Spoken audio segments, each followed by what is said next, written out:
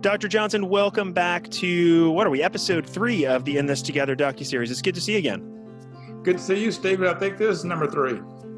Yeah, I'm losing track a little bit, I think in a good way, because I feel like I've established relationships with all of you. And one episode is kind of blending into the other, and we kind of talk a little bit in between episodes and email back and forth. But yes, confirmed, this is in fact our third conversation together. And I want to start with, I know the last time we spoke, things were moving in the right direction on the ground in terms of the virus. But there have been some news coming out. There's some indications that there is, a bit of an uptick in cases in the U.S. and Canada and even Europe. So I want to just start, kind of do our due diligence and start by asking you, how are things in Hearn on the ground there? Is it the same? Is it increasing? Is it decreasing? You guys all good there? Well, we're still good, but we're still feeling the same effect that you're talking about that's happening around the country and around the world. Yes, we've had the numbers have stayed low in Robertson County and certainly low in our city for being a small community and small rural county. However, since we've been bringing more staff and students back into school, we have had to deal with the virus more than we were before we were totally virtually. So we're learning how to manage this virus even when you have cases on our campus. So we've had some experience of mostly staff, having been exposed or testing positive and how you respond to that. And I got to tell you, our regional health officials have been just wonderful to work with. They've taken our hand and guided us through the contact tracing processes and making sure we're putting proper procedures in place. So it has been a learning experience. And so far, we have been able to manage the cases that we've had to deal with. And as we work with our students now, as we start to increase the number of students been on campus, we're actually better prepared for dealing with this virus and cases that we may find ourselves involved with over the next few weeks, because we know we're going to experience more. Yeah, and that's good. I appreciate your honest approach there. I think everybody's going to have to deal with what you just mentioned, which is the people being exposed or testing positive. It's just kind of how you're handling it. It's great to hear that you have, a nice collaborative relationship with your local health officials. That's really important as well. I've heard that quite a bit also. And then, you mentioned you're beginning to bring more students and probably parents into the schools in different capacities. And I want to actually talk about that. That's a nice transition into my next question. When we last talked, one of the things that you said you hoped that you would be seeing is having more students coming into the school or schools to receive service and engage in testing, and in some cases do both at the same time, and particularly those English learners and special needs students.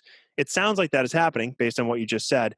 I'd love to hear kind of an update on how that's going, and what kind of the plan is moving forward, particularly given the fact that you have experienced, as many have, people who have been either exposed to the virus or have tested positive. Yes, we're starting to bring more and more students in. We're doing it very deliberate. We're starting to focus on our younger students first. I think we talked about that last time, our pre-K, kindergarten first, and now I think we're up to bringing in second graders. But understand, the option still rests with the parents that are choosing to bring their children for Hearn on-campus experience. And so that number is relatively small, but gradually increasing each week as we move forward. And then for the middle school and the high school, they're on a little bit different pattern because it's a different type of student, different type of coursework they're trying to do.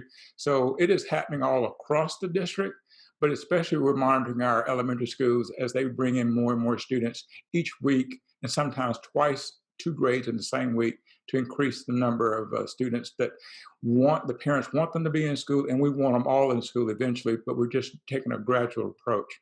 Now, we did make a decision since we talked to you last to ask our teachers to go ahead and return to campus, and so that they could start being acclimated back to the new norms that we have on our campus prior to us receiving so many students. And I would say 95% of our teachers have reported to campus and are teaching from their classrooms, still virtually, but doing it from the classroom every day.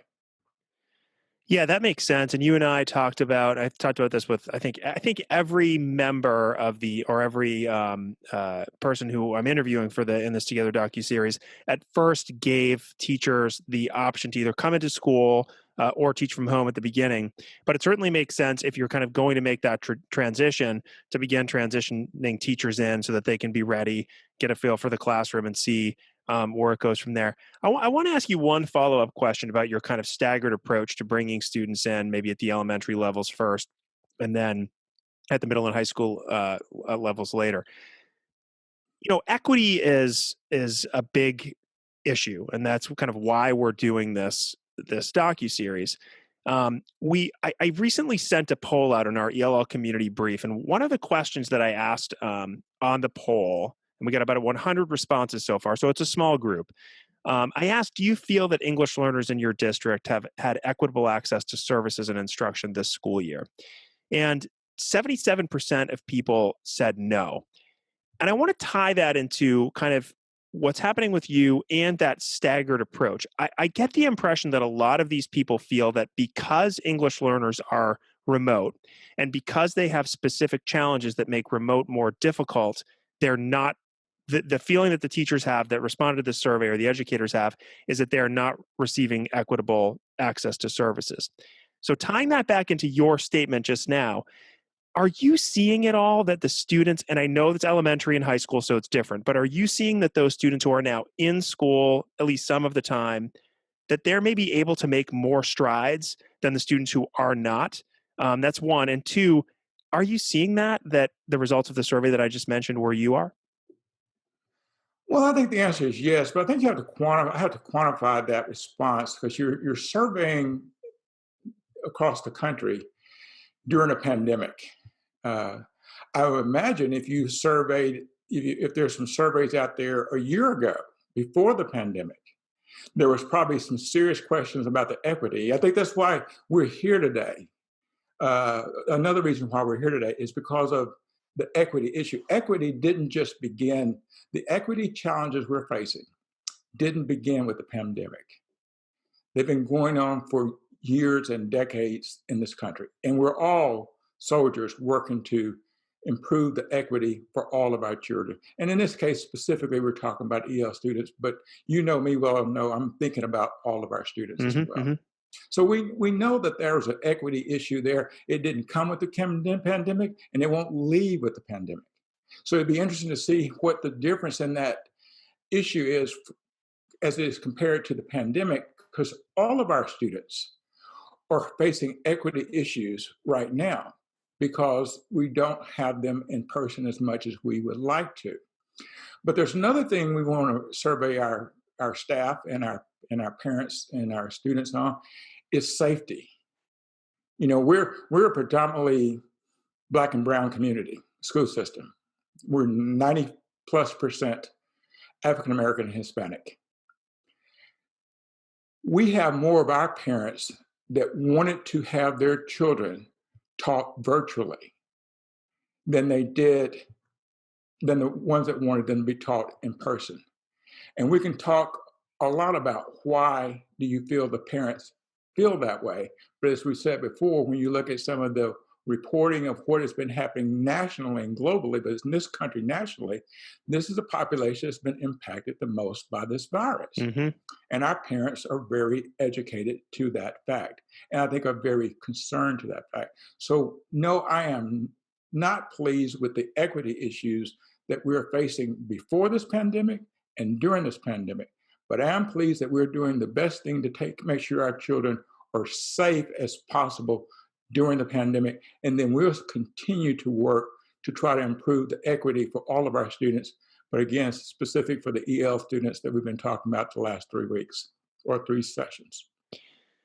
Yeah, I really appreciate that answer. I think you just shined a nice spotlight on a couple things, and I love it how you mentioned it would be interesting to look at a survey. And I was kind of thinking I didn't want to lose track of our own conversation and multitask too much. But after this conversation, I'm going to look because we had sent out a lot of polls kind of pre-pandemic, and we'll see where those numbers are. And I think you're probably right. I think the numbers would be similar.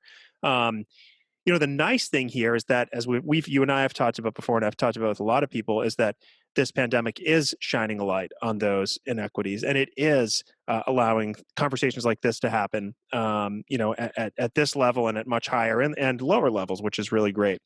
So yeah, thank you. That was a bit of a curveball. I just got those survey results in, but I really wanted to get your opinion on that, and I'm glad I asked the question. But I think that survey is important. I think it's good to ask that question because it reminds us of why we're here in the first place. I mean, the whole issue of having programs, special programs, is designed to help improve the inequities in the system. I've talked to you before about my beginning years as educator. I began teaching migrant ESL students, and that wasn't because I was gifted in that area, because it was a need in that area to give students additional training and time because of the situations either they were living in from their language development or they were working in because the families moved across the country. We have to do some things to help these students have a fair chance to a quality education. So the equity is something we should embrace and not be afraid to talk about and to survey and to look at those results and not take them personally and just strive to get better. As we're working with our teachers right now, it's really challenging for the teachers right now to work under this type of situation. But I keep reminding them that it's about students' connections. We're saying, we're going through a grading period right now, and I may be getting ahead of myself, but That's okay. we're talking about grades, but we try to talk more about grace before we talk about grades. And I think I heard some of our other colleagues from around the country use that same phrase, Hmm. grace over grades. Because right now, what's more important is we're probably not closing the equity gap as fast as we could close it if we had them in person, but we're grateful that our students are staying safe. And keep in mind that the virus we're dealing with is not just to protect the students in school. We're having to protect them from infecting parents and grandparents Right. in their home. One thing we learned with those cases that we dealt with recently is that it can just be in one spot. You can say, oh, this happened in my elementary school office area, one case. Oh, well, what we do, let's isolate that individual. Thank God he or she is not extremely sick. They can stay out for 10 to 14 days, test positive, and be back. But especially for rural schools, when you get into the issue, well, they were in church Sunday singing in the choir, their spouse is a coach in the system, their mother or mother-in-law or father-in-law works in maintenance or custodian center. All of a sudden, it's over the whole school. So we're really learning how to manage these cases, and it's bigger than just the well-being or the educational well-being of the students is highly important, but the safety of them and the parents and the staff is more important right now. And that's the way we're approaching this. Yeah, thanks for putting that in perspective. And it actually it makes my next question perhaps it shines a light on my next question because I do want to talk a little bit about not specifically grading, but about EL instruction and Mhm. about language development. I think everybody I talked with in the last episode had mentioned that they hope to be talking about how we're working with English learners, how we're beginning instruction, how we're differentiating, how we're grouping those students. Um, and now that we're recording this today on October 1st. So we are in October. We're in the kind of flow of the school year here. Is it fair, given what you just said, to start talking about EL instruction and language development? I mean, the relationship building is extremely important. And of course, you can do language development while relationship building. And that's something that spirals throughout the course of the year. But what have you seen there? I mean, is that happening? And if so, how is it happening remotely and or in person? Yeah, I believe it's happening. And I don't want to sound like everything is just perfect. No, if I could design a educational climate environment, this is not the way it would be designed that was suitable to help students learn quicker and faster and help EL students get caught up on language skill development. This is not the way I would design it. However, we have to work with it the way that it is. It's ironic, I spent a little time, reminiscing because of, these conversations. I've been back to my earlier days as a migrant ESL teacher. And I remember one of the best activities that the student couldn't wait to participate in. I had taken a big cardboard box, cut a hole in it, and decorated it up, painted it up, and made it look like a TV.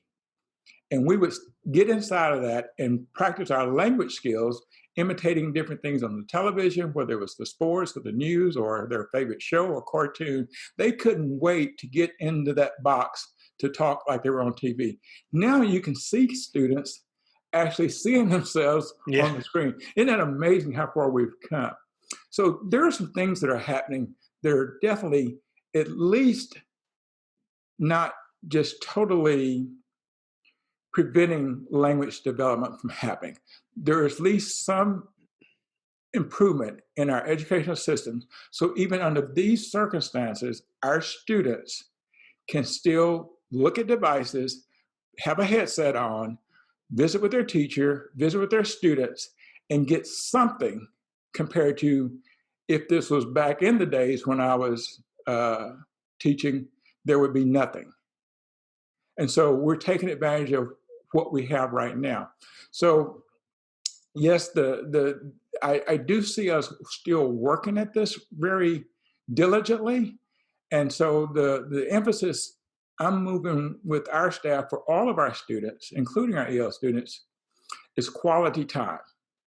We have to make this opportunity quality time. And so we've gone through 6 weeks. We're in our 7th week now. And we're hoping to have all the students that we can possibly want to be back in person within the next 2 to 3 weeks, that Okay. they're back on campus. And so we're still going to be working with parents who are just still concerned about their children being on campus, and they may choose to continue to be online as well. So we're confident that we can keep increasing our number of students and start gaining more traction on the language development and the educational development of all of our children over the next few weeks as we get more and more of them back in person.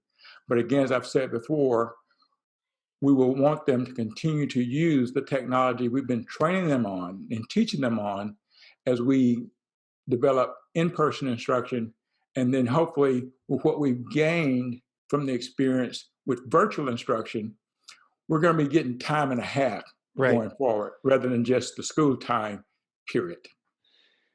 Yeah, it's interesting to hear people say, like, when we design for in-person instruction, like it's this new thing that nobody's ever done before. Because we're, on the one hand, it makes me happy because it means that to a certain extent, people have become comfortable with remote or hybrid learning or whatever they're doing right now. Comfortable enough, at least, to think, oh man, what am I going to do when I go back to my regular in-person situation?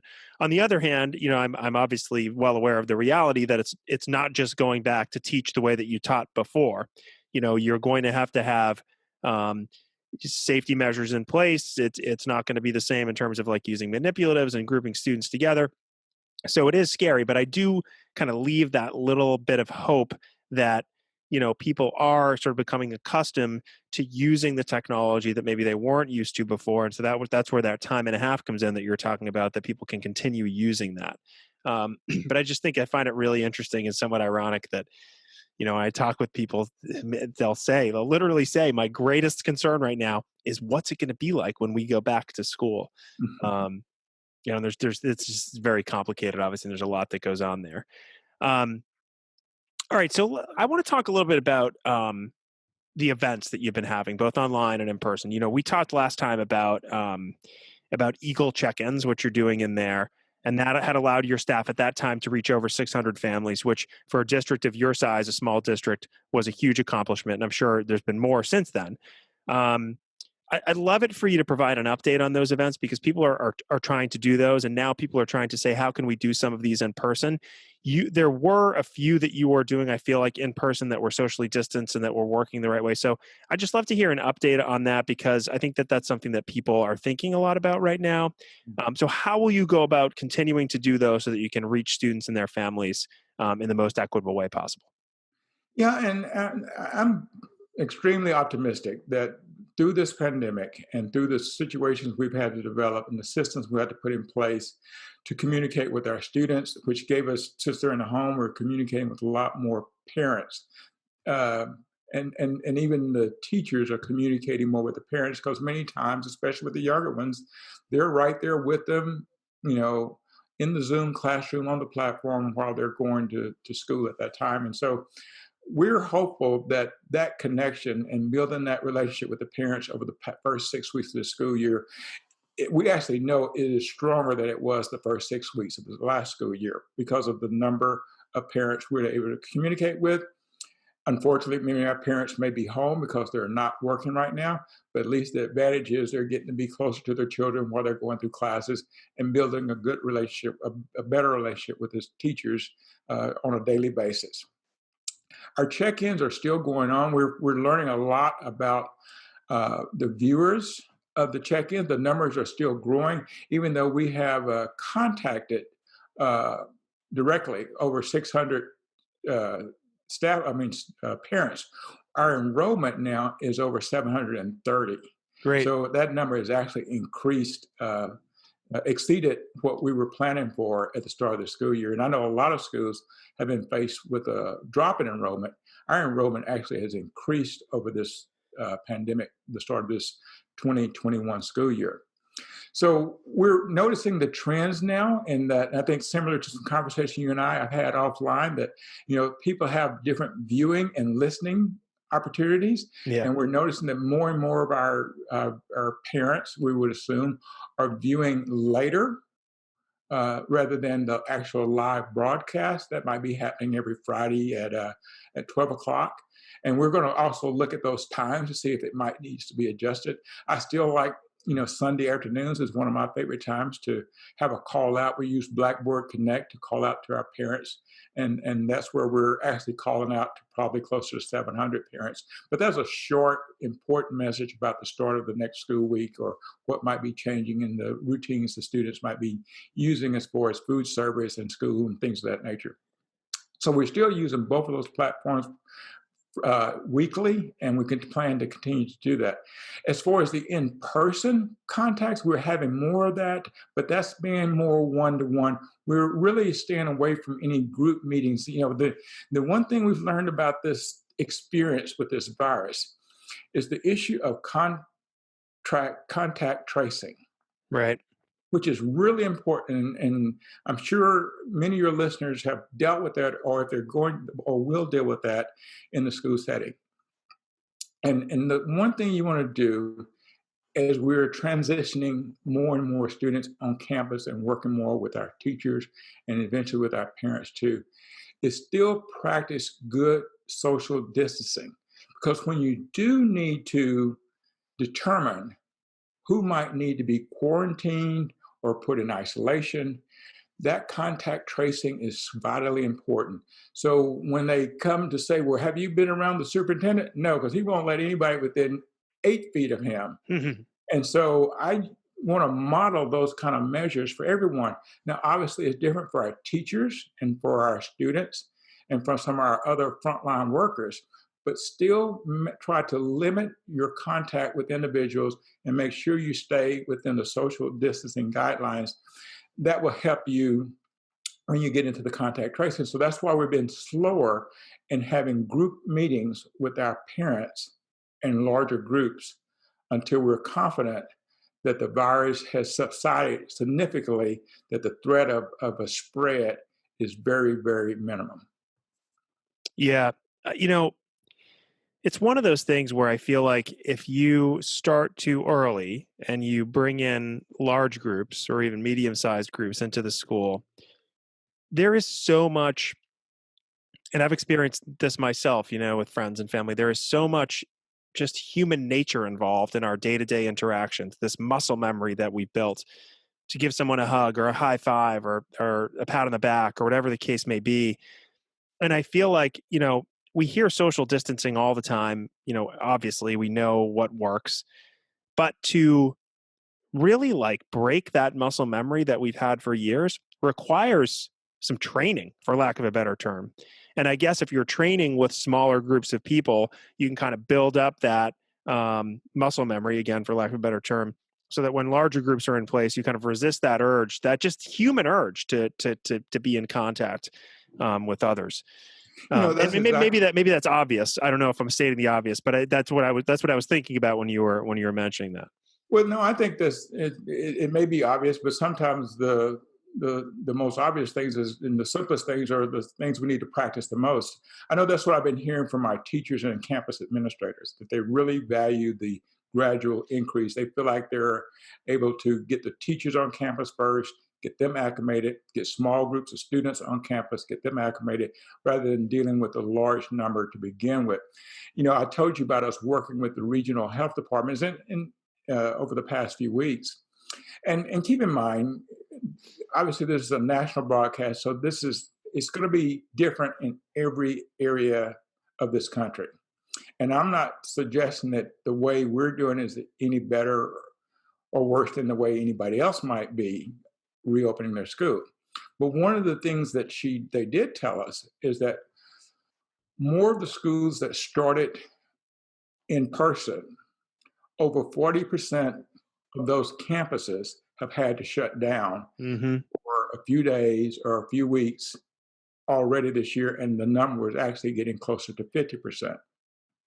So I think that goes back to your point about muscle memory, that when you put large people together, all of a sudden you get comfortable. Today, I went to the grocery store to get something really quick and got to the checkout stand and realized I didn't have my mask on. So I'm like, oh my gosh. So again, muscle memory just didn't remind me to put that Right. mask on. So you have to go back out. I pulled my shirt over my face and looked like a mugger, but I got out of there with paying for what I went to get real quickly. So it can happen to anybody, any of us at any time. And so that's why I think the system we put in place for us is helping us develop new muscle and memory at a time when it's really important not to forget what you're supposed to be doing.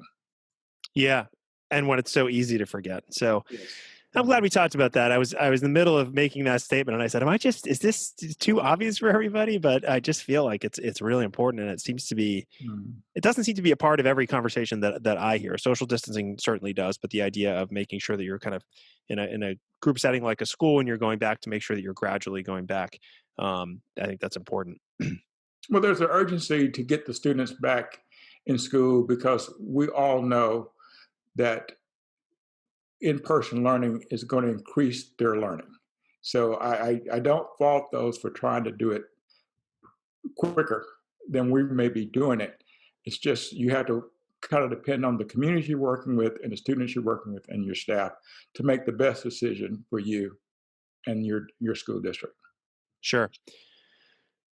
Yeah, so you and I we've talked quite a bit. I feel like one of the sort of overarching themes of all of our conversations has been around what we can learn from this whole experience. Some of the silver lining, some of the things that we don't want to go back to. And in fact, one of the things that resonated most, one of the many things that resonated with me that you had said in one of our conversations was, our goal is not to go back to normal.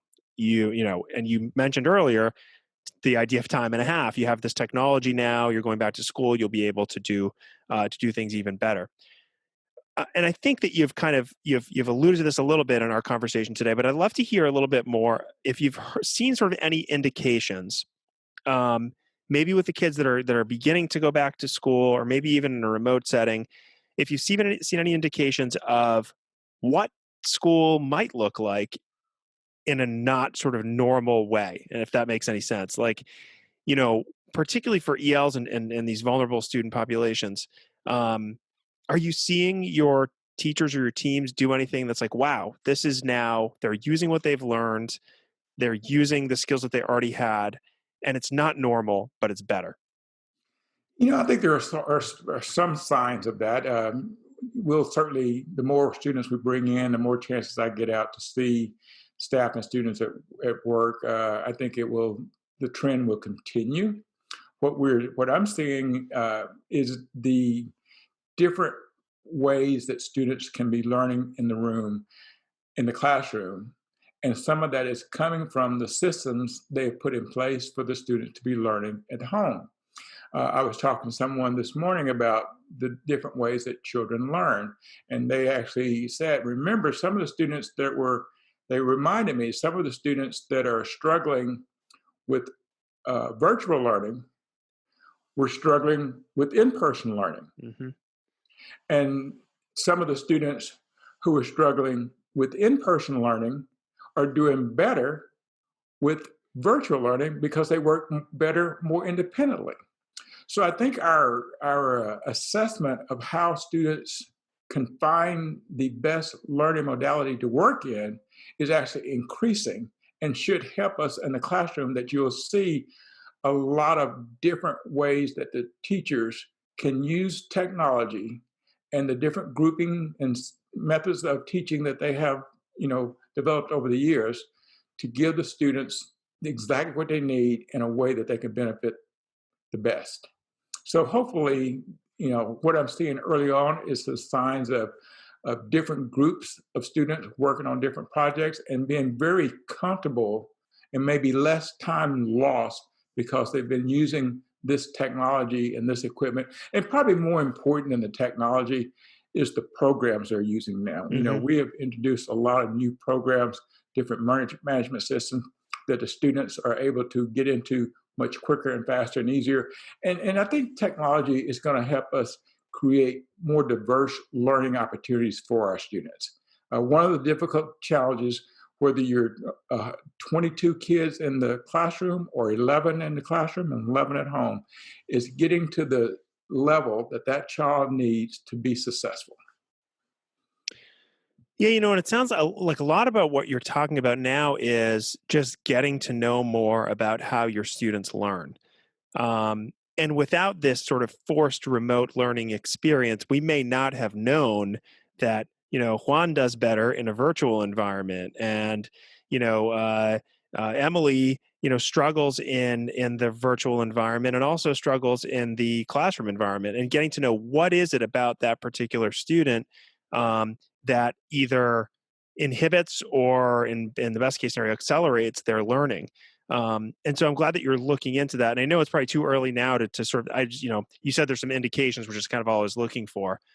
But boy, how much of it is just getting to know, wow, like this is insightful. I mean, I can list off, just off of my own children, the 4 kids that I have, my friends' children, I can list off a bunch of names of kids who are doing really well right now in remote learning. And one in particular that I'm thinking of, my good friend Sana, I mean, he doesn't ever want to go back to a school setting, and not because he doesn't like school, but because this just works for him. It works for him.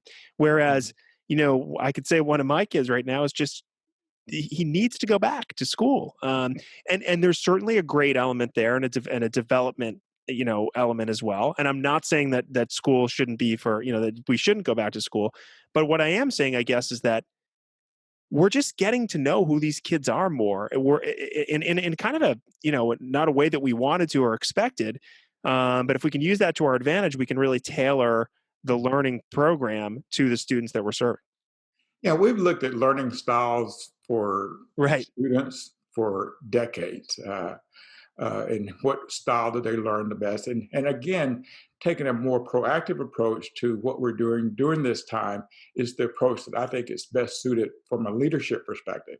What can we learn from the students as we engage them in learning from this different systems that we put in place, which we're calling virtual or synchronous learning? And then how can we use that now when we're moving more to an asynchronous plan that will help the students use technology and help them also be able to, if they need help in a particular area, this system that we built based off of the virtual learning will be there and at their disposal, hopefully in person or still at home, for them to continue to improve on their skills.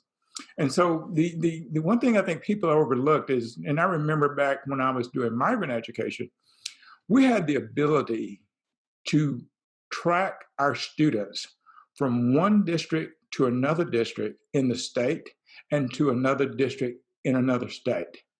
We had that technology back when I was teaching, and that gathered a lot of information that the receiving school would need to have to help move quickly to get that student at the level that he or she needed to be at, so there wasn't a lot of time wasted trying to figure out what's the reading level, what's the language level, and where do we need to begin. But now, because of and where we are today, in EL specifically, even with elevation, we have so much more data at our disposal that these students will walk in, and all the work they're doing now remotely can be recorded and used so that, I was on the forum the other day with a lot of the EL teachers from around the country, and one of the more difficult challenges we face is the amount of time we get with students to help them with their language development. I heard a lot of frustration. You probably have seen that in the different forums you've shared with me, and I'm sure you participate in, where one of the biggest frustrations is I don't have as much time as I'd like to have with the Yeah, students. absolutely. And so what I'm trying to get our teachers, I'm taking back to our teachers, I know time management is important, and we're not going to ever, not have good time management. But time well spent is more important.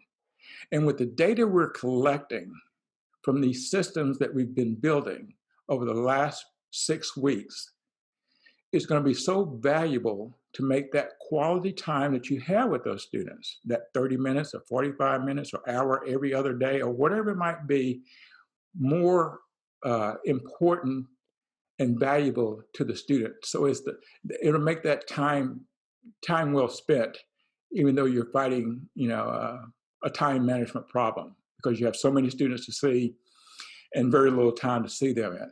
But the more information you have, the more you can move quickly to the areas they need to be working on and keep them moving in the right direction. That's the way I'm looking at what we're taking away from this experience as we move forward into the future. Sure. Yeah. I mean, the only I guess caveat that I would put on that is I think you're right. Like there is going to be a tremendous amount of information and data that we can use to then have conversations with students and increase that quality time, and just as importantly, to decrease the amount of time that we spend poring over data points. But there need to be systems in place so that data is both accessible and organized in a way that somebody can look at it relatively quickly and understand what it all means. And I don't want to go down that road because that's certainly another podcast or another episode for another time. But I think that just the fact that you're saying that and bringing it up shows that you're thinking about it, and as a district leader, thinking about ways of how we can get that data not only in the hands of our teachers, but make it make sense so that they can actually do something with it. And I've always been a big proponent of sharing the information with students in one-to-one settings or whatever the case may be, and saying, hey, here's where you are, here's where we want to get you. How are we going to go about getting you there, especially with English learners when it comes to language development? So Yeah, and I just go back and look at the contrast in last spring when this first started. Most of us, at least we had to depend a lot on paper packets. mhm, We put packets together, and manila that's folders. important. Putting pencil to paper is not going away. Your ability to use that pencil and on that piece of paper, whether it's math or writing skills or reading skills, is still very, very important and will stay there for years to come. Now, we're not sending packets home. We're sending iPads and Chromebooks home. And so by that connection to technology, we're able to gather data that would be very valuable to us to see. Everybody's worried about how much the students are losing, or I'm not worried about them. I know they're going to have their challenges to keep up with the pace if it was in person, but I also can learn about how they're gaining some ground and where are they gaining ground and what does the data show us that is really happening with them, other than it's just predicting, or they're going to be further behind because they're not here in school. Some students may be further behind, some students may be Right. catching up. Let's just keep an open mind and see where they are.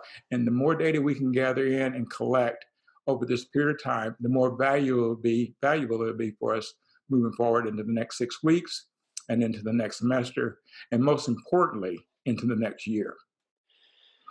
Yeah, that's a great kind of cautionary statement for people who may be listening or watching to where we are in, teachers are stressed out and understandably so. And administrators, I mean, we are dealing with a tremendous amount of stress and pressure to perform and to do right by our students in any way we can. But let's not lose sight of what you're talking about now, which is making sure that we're learning from this and taking a step to reflect, because we don't want to be sitting here a year from now not remembering or not sort of having the information that we need to really think about, how can we improve.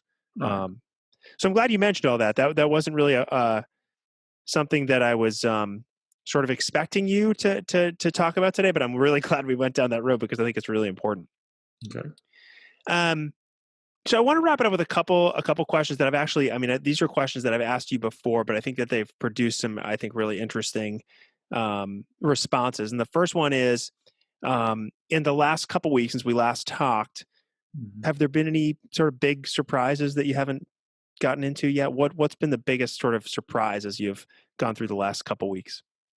Well, I've kind of alluded to one of the surprises is for quite some time, probably the first 3 weeks of this school year, we really, because we had so few students on campus and so few staff on campus, most people are home, we had not had to deal with the virus up front and close.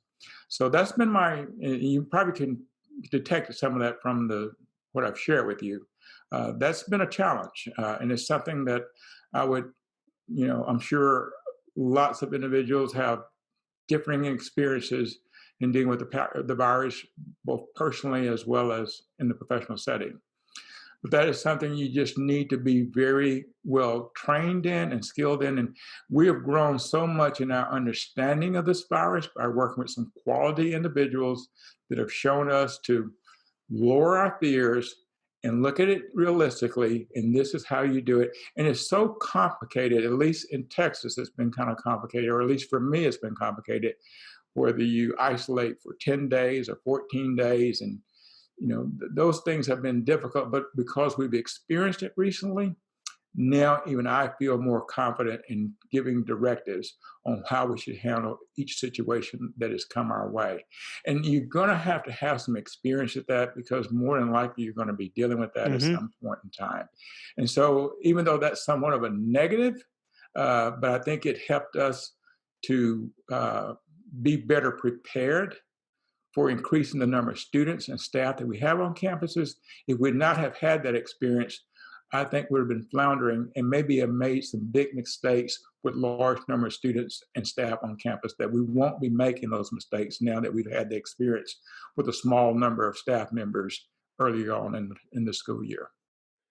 Yeah, and again, I think that's a testament to the way that you rolled things out while bringing people back. And I really appreciate your transparency here, because I actually haven't spoken with at least anybody in the In This Together docuseries yet that has dealt with this. Maybe in our next round of conversations, but um, I know that you're in a smaller district, and so that you probably have more visibility into what's going on in individual schools and in individual places. But it's also just kind of surprising to me that I haven't heard anybody really talk about this. And I appreciate the lens through which you approach it, about learning from it, because it probably is going to happen if it hasn't happened already.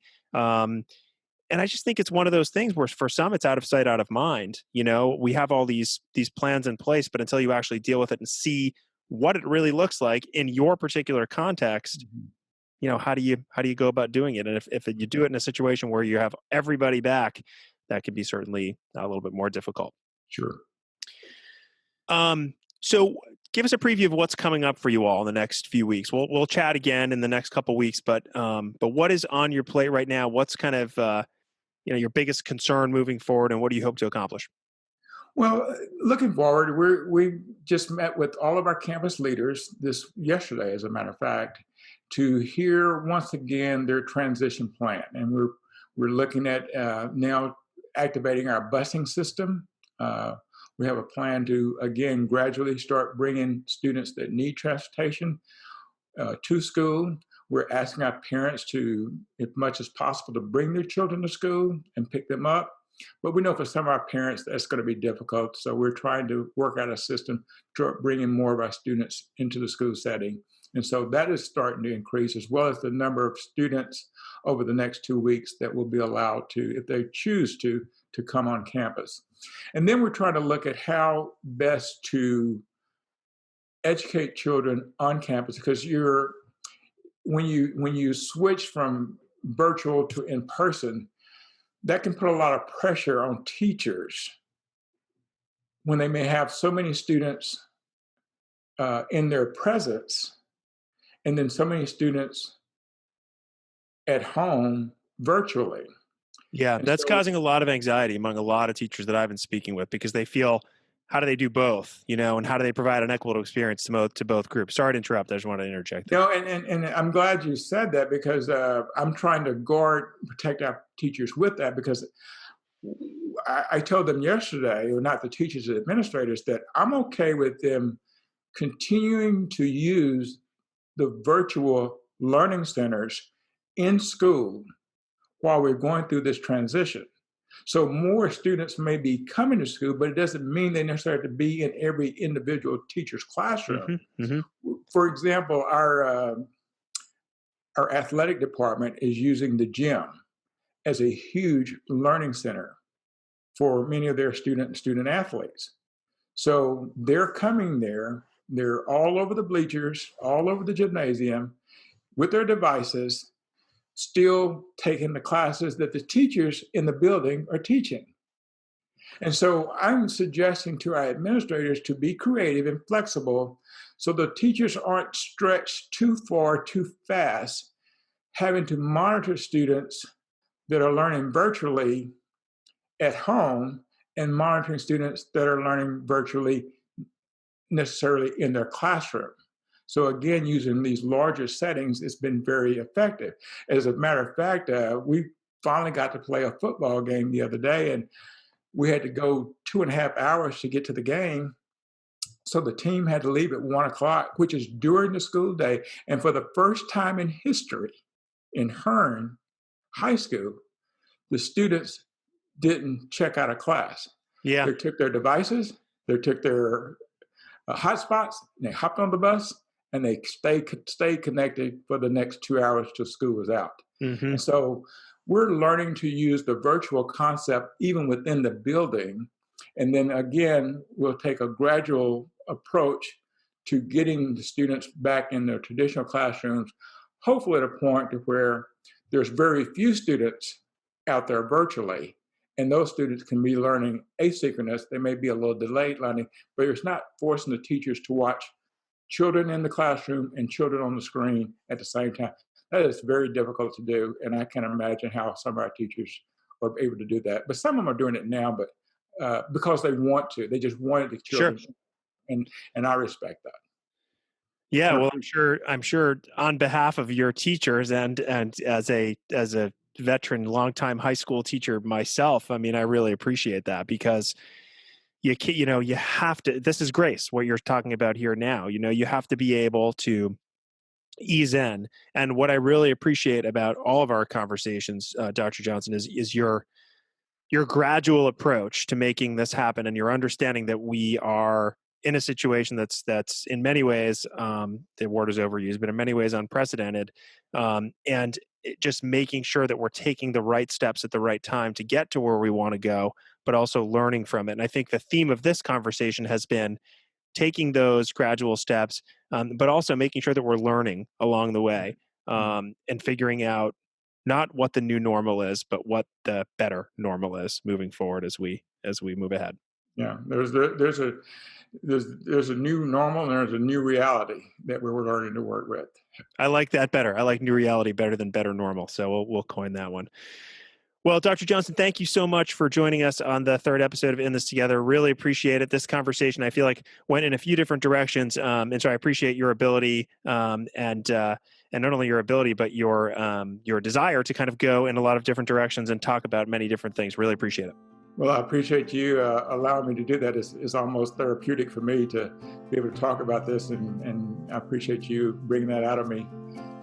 It helps me understand more about what we're trying to do and is it working and what we might need to modify and change in the future. So I do appreciate this opportunity and hope it's beneficial to you and others.